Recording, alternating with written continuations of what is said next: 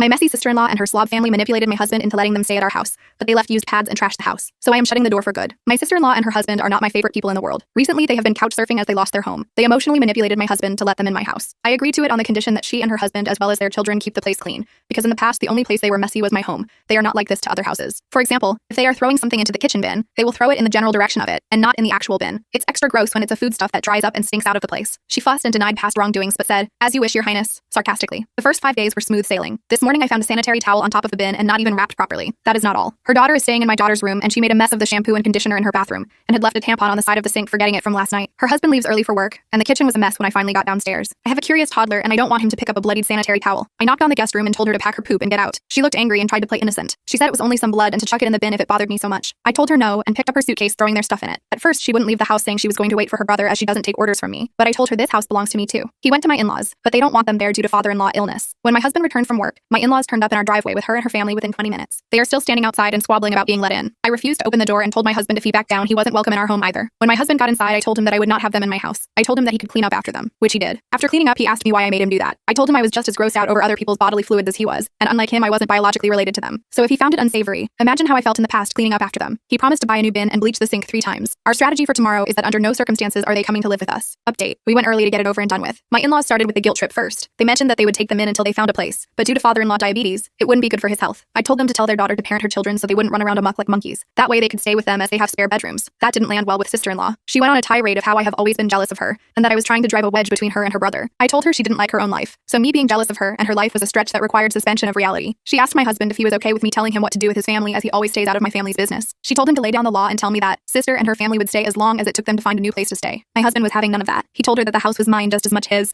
and it was a 2 yes and 1 no deal. Just because I was stay at home now didn't mean that I didn't contribute to buying the house when I was working. They told me to suck it up and act like family. I told them I wasn't there to argue about her cleanliness, as I saw what I saw, and her brother was witness to it and had to clean it up. He confirmed that he did and that I wasn't making it up. My sister-in-law slipped up and said, "Why did you clean it up?" to her brother, because according to her, I was meant to clean it up. Either she is the dumbest bitch alive to admit it, or she knows she has the whole family in her pocket. My husband told his niece that she was old enough to clean up the remaining mess, but she said no. Her father jumped in and said, "She is just your niece. She's my daughter. Don't you dare tell her what to do." It got heated between them, so they both had to walk it off. I told her and her husband that the only reason me and my husband were there was to get money back for the bin we had to throw out due to her sprinkling biohazards around the house. She laughed in my face and said it would never happen. I said fine. Hope you realize that when I threw you out, I didn't pack all your belongings. I still had her daughter's Switch, her husband's and her 2 younger ones' tablets, some of her jewelry, and a few other bits and pieces, as it all happened so quickly that day. It would all be sold to recuperate my cost. We left, but she was yelling loudly about what she would do to me if I dared to sell anything. Later on, they kept texting my husband to do them one last favor by putting up with her for a few months until she got back on her feet. I told him that no matter what, I wouldn't agree to let her slobby husband and her horde of children back in. They texted me too, guilting me about his niece's education. With no place to stay close to her school, she might have to start at another school if they get a rental that isn't in the school zone. I texted back tough luck and blocked them.